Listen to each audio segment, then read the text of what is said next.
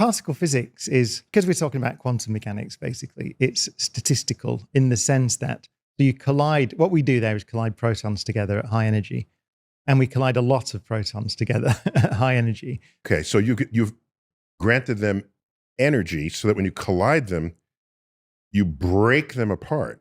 You're basically deconstructing nature to see what residue comes out of it. When I think of doing that for anything else, it's going to break.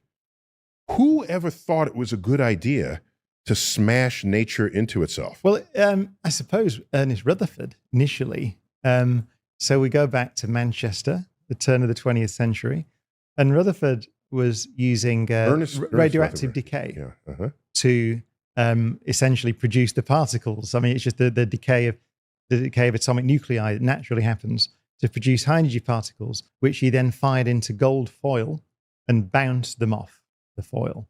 In doing that, he discovered the atomic nucleus. So one way to think about particle physics is that when you collide things together, what are you doing? You're really building a microscope.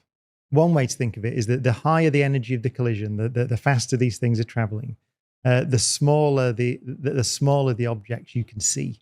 So we were talking about seeing for the first time in those experiments the atomic nucleus. You move forward to ultimately through the 50s and 60s, and we have higher and higher energy collisions, you start seeing that the nucleus is made of protons and neutrons.